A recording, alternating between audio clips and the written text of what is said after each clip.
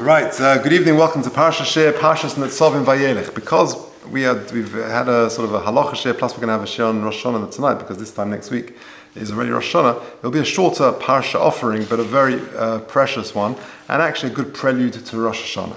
In Parshas Vayeilech, the second of this week's double Seder, Nitzavim Vayeilech, you have mitzvah number 613, the final mitzvah of the Torah, of Taryag mitzvahs, Va'atzor kisvu lochem es hashira hazos, V'lamdo es b'nei Yisrael simo b'fihim. The beautiful pasuk, Ato kisvu lochem es hashira hazos. It's a mitzvah to write a Sefer Torah. So let's just have a look briefly at the chinuch. It's a beautiful chinuch, and we'll discuss just for a few moments the mitzvah today, and then I will share with you a fabulous Ksav Sofer that discusses this, which, as I say, is a very important prelude to Rosh Hashanah. Take a look at the chinuch in the second box of the page. If you're listening online, please email me at j.golker@gmail.com. I'll send you the handout. Mitzvah Hashem. Mitzvah Tov Reish Yud Gimel. Mitzvah Lichtev Kol Echad Misrael Sefer Torah La'atzmai. Shenitzavinu Lios LeKodesh Misrael Sefer Torah. Every Jewish person is commanded to have a Sefer Torah. Im Kosva Biyodei Harizem Shubach. If he can actually write it himself, if he can be a Sefer and write it, then Harizem Shubach V'Nev Moi. That's very beautiful, very precious. Kameish Omer Zichrin Nivracha Kosvu Kolema Biyodei Kisvu Lachem. Sorry, you write it. Yeah, Biyodei, with your hand. Ma'alel Avakosv Kilu Kiblu Har Sinai. It's as if you've received it from Har Sinai. If you are not a good sofer, then hire someone to write it for you, which of course is the contemporary practice, what most people do. That's pshat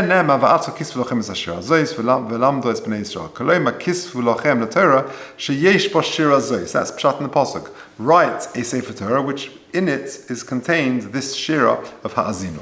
Now, Mishar Sheh HaMitzvah, says the Chinuch, Lefi sheyodua b'bnei Adam, shehem oisin kol divrem lefi ha'achon ha'nimtzis lahem.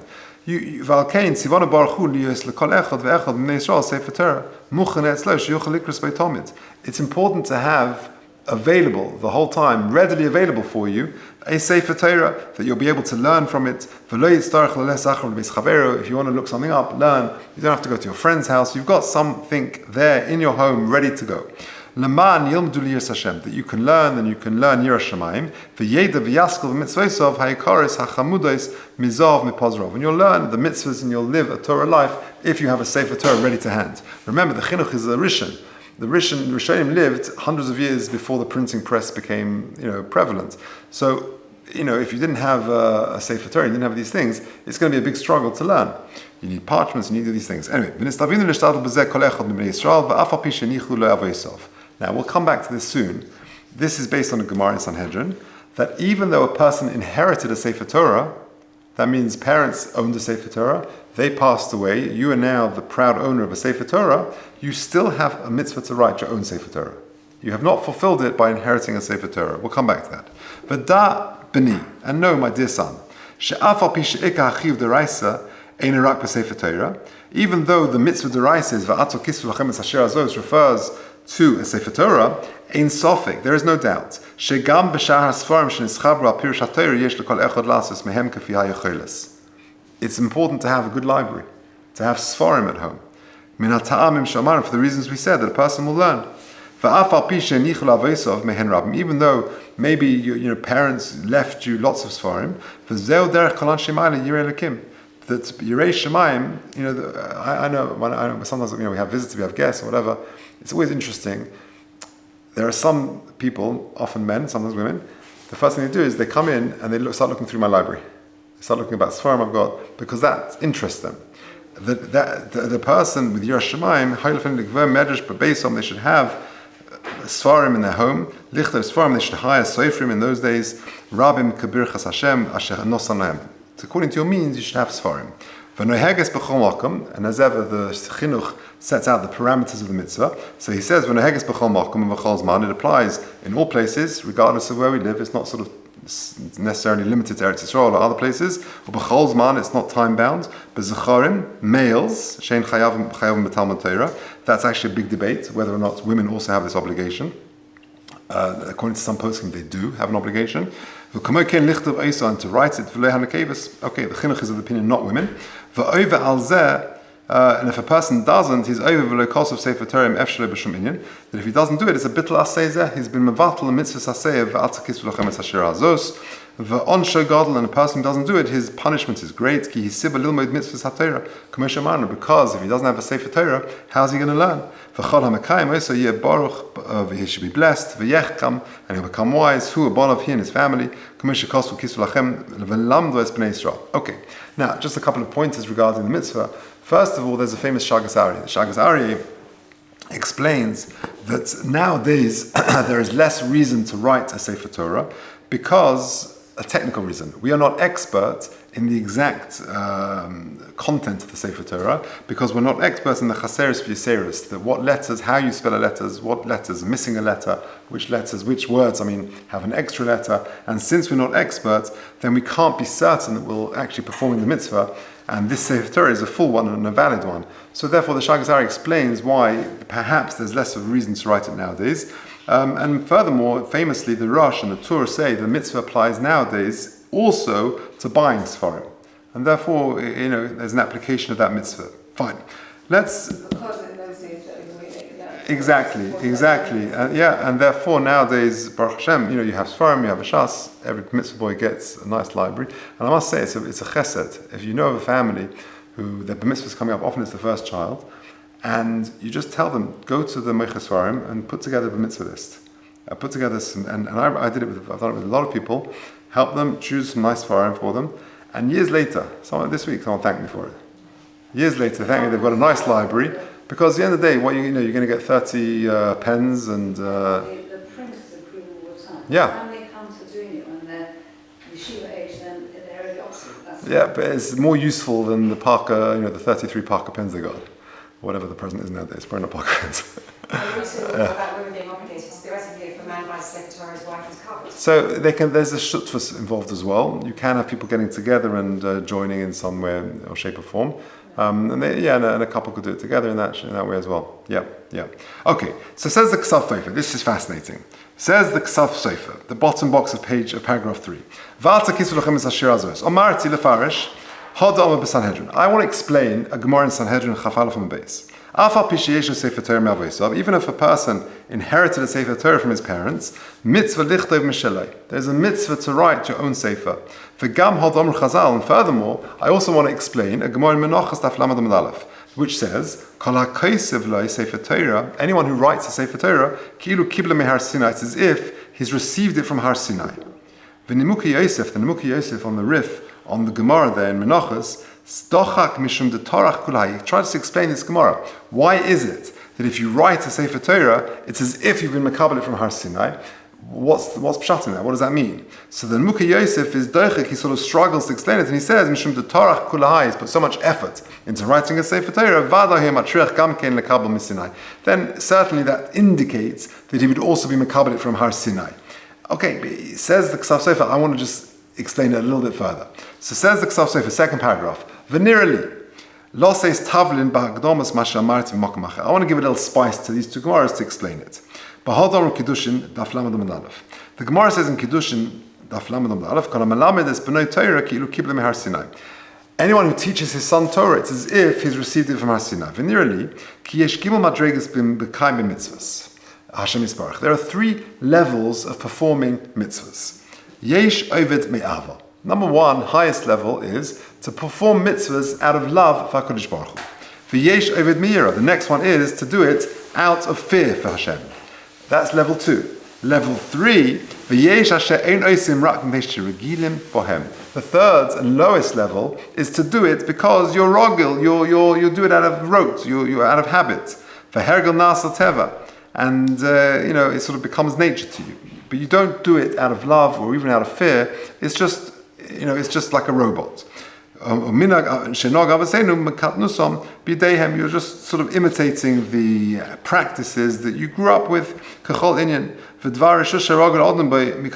just like you would do any other thing from a young age. And the Pasuk shouts, the Novi Yeshaya shouts at a person who just does it out of rote. The Pasuk says, "B'fiv u'visvos kibduni," they honor me with their lips and with their mouths. V'libay richak mimeni, but their hearts are so far away from me. V'atihi yirosem oisi mitzvas anoshim elumado. They're doing it out of rote. This is the famous Pasuk from Yeshaya. Next paragraph. V'hinei, mi she'ovid me'ava me'yira. Someone who serves HaKadosh Baruch Hu out of love or out of fear, melamed lebonov v'shomru derech Hashem lasas mishpat. He's serving HaKadosh Baruch Hu on a higher level, a higher plane, and therefore he will be passionate about it, and therefore he'll teach his children. Ba'avoses Hashem or miyirosei, whether it's Avos Hashem or Yiras Hashem, whichever level he's on, but he will, that will be conveyed to his child when he teaches him and when he lives that Torah life at home. But if a person is not on level 1 or 2, but is on level 3, he's just doing things out of rote. Rak mishum dekvar rogel boy. That's just, this is how I operate. I just do things without thinking. V'hergel nasel tevan. It's just out of total habit. V'koshel of appreciation. I just can't break the habit. Bera Wine talks about when he remembers as a kid growing up in Chicago that there were people who came from Eastern Europe and they wouldn't dream of not going to shul on Shabbos morning. But what did they do? They arranged a hashkoma minyan, so they could go to work. They could daven early, so they could go to work. But how could they not go to shul Shabbos morning? The problem is that the next generation are not going to go to shul on Shabbos morning because the grandparents, or the parents are doing it totally out of rote, and that isn't passed on to the next generation. It says the Ksav Sofer v'zelo yilamed lebon of Torah lo yaglu l'sam ba. That's not going to be passed on to the next generation. Ki gam hu kvar hu perek on haTorah v'amitzvos im lo sheirogel bay. He's going to abandon it. V'hinei. The top of the next page. Misha mekayim ha-mitzvahs mishum shergelo isavoisov bohem. But if you're just doing it because this is how you were brought up, it's sort of a cultural habit that you do. There's no passion. If he would be standing at Har Sinai, he wouldn't be accepting the Torah. A guy who's going to Hashkoma on a Shabbos morning and then so he can go off to work, if the Torah was presented to him, makosov by what's written in the Torah, Shabbos, that's inconvenient for me, that doesn't work for me, he's not going to be makabel the Torah. Because the only reason he's doing it is because it's become sort of second nature. He's doing it out of rote, out of habit. And that's what it means. That when you teach your child Torah, you demonstrate it. When you're teaching your son Torah, this is important. This is what I want to pass on to you. This is a value for me. I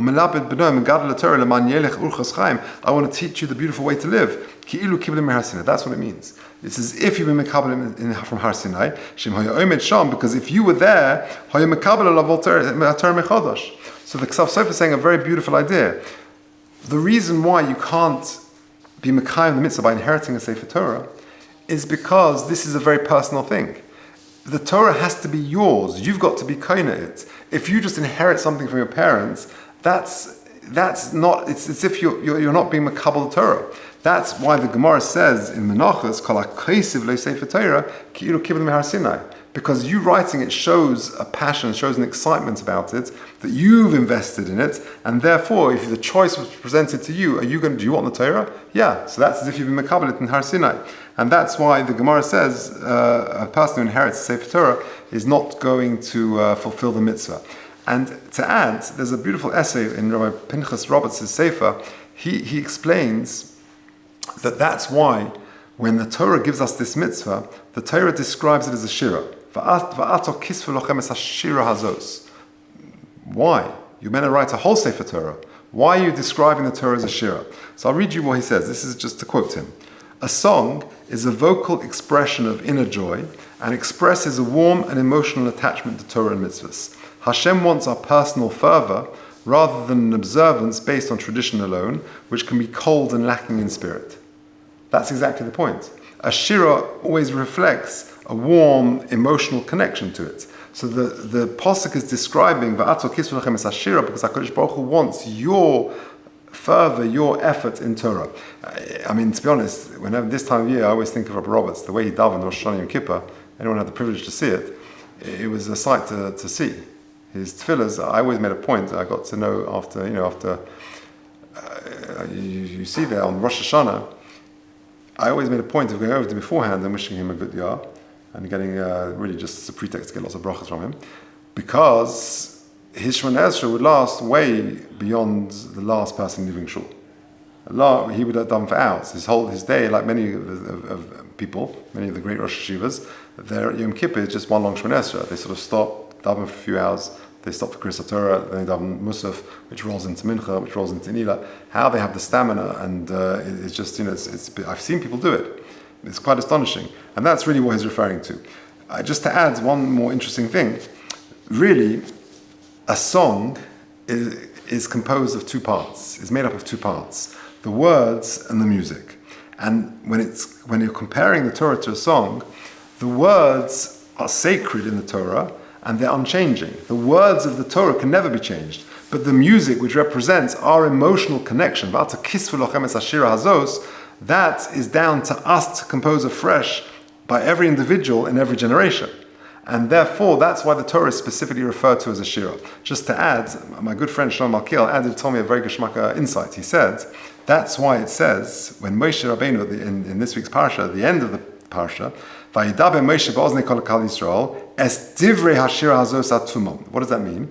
That Moshe Rabbeinu, when he transmits the Torah finally to Klal Yisrael, he gave us divrei hashira, the words of the Torah. That means, I'm giving you the words. This is never, you can never change these words. The Torah is for all time. But the music has to be ours. And therefore, we dafka refer to the divrei hashira hazos, when Moshe finally gives it to us, but the shira has to be ours. That's our connection to the Rebbeinu Shalom. And therefore, for all of the above reasons, inheriting a sefer is not going to fulfill the mitzvah. And I think, I mentioned it's a prelude to Rosh Hashanah. I think it's a very important prelude, because really what it's all about is levels of serving HaKadosh Baruch Hu. Me'ava, me'yira, or just out of rote. And the message really is to consider our own unique relationship with HaKadosh Baruch Hu, and ultimately to create an emotional, strong connection that we can, sing the song of our lives, because ultimately that is the greatest praise that we can give HaKadosh Baruch Hu, to fulfill the potential we have and to sing the song and Miss Hashem with sort of the cumulative songs of the whole of Klal Yisrael that will create sort of the symphony that will bring us to wonderful times ahead in Miss Hashem.